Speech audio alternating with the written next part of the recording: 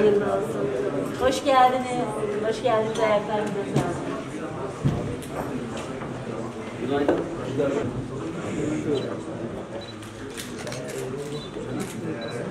Gaziantep'in hem görsel hem yerel değerli basın mensuplarının su çok önemli, kan çok önemli.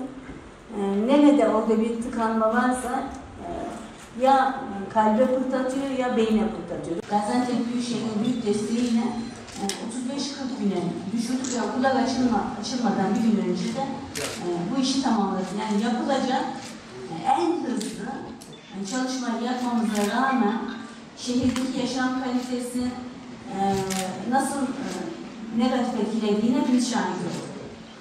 Özellikle bu bize şunu gösteriyor ki ulaşım bizim gibi şehirlerde, büyüyen şehirlerde sağlıklı büyümesi için en temel ikinci mesele.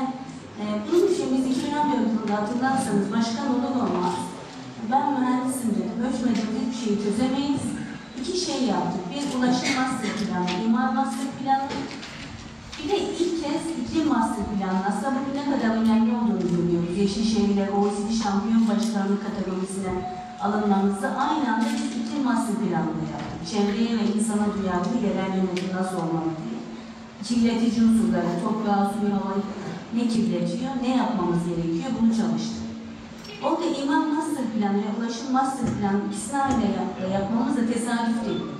Bir örnek vereceğim. Eğer biz sanayileşmeye başladığımızda Kuzeyşehir gibi bir konut sorunda aynı anda yapmış olsaydık 80'li yıllarda bugün 240 bin kişinin çalıştığı sanayinin %70'i Şahinbeyli'den geliyor. Her gün saatlerce işçi taşıyan, işçi zaten yolda yorulur. Kımda aynı kaldı.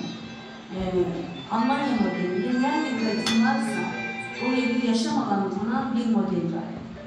O yüzden biz imar master planı ve ulaşım master planı ikisini aynı anda yapmamız da tesadüf değil, bilerek yaptık onu.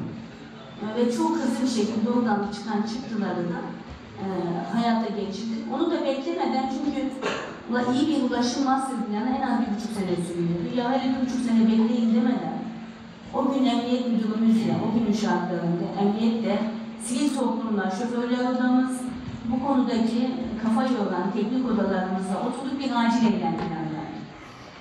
Ulaşım master planı çıkana kadar şehrin o söylediğim vücuttaki tıkanma bölgeleri neresi? Orada ne tür tedbirler almamız gerekiyor? Bunu çalıştık. Şimdi bugün size yapacağımız sunumda biz 2014 yılında ne yaptık? Bugün hangi aşamadayız? Biz bundan sonra bu şehrin ulaşımı için ne yapacağız? Bugünkü toplantımızın nedeni budur. Hakikaten geldiğiniz için çok teşekkür ediyorum. Hepiniz Antep sevdalısınız ve hepimiz aynı gemideyiz. Hepimizin çocuklarına dair, torunlarına dair ortak hayalleri, ortak hedefleri var.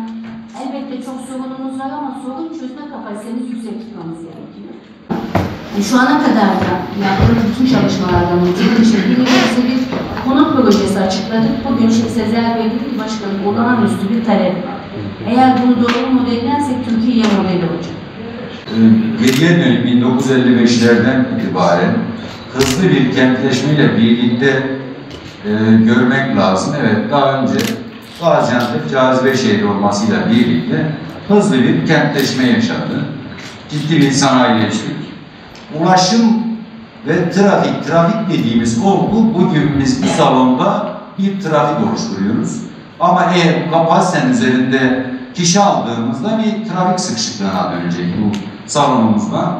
Yani kentteki trafik yönetimi 4 ayaklı bir masa diyoruz. Orada gördüğünüz gibi bu ayaklar altyapı, eğitim, denetim, saygı ve hoşgörü. Kentte ulaşım otoritesi dediğimiz üst bir organımız var. Ulaşım Koordinasyon Merkezi, 26 üyeden oluşan, yani çeşitli kararların alındığı, belki bugün sizlerin önerileriyle oluşturulabileceğimiz bir gündemin ama aynı zamanda sürücü belge sayısı çok daha fazla artıyor.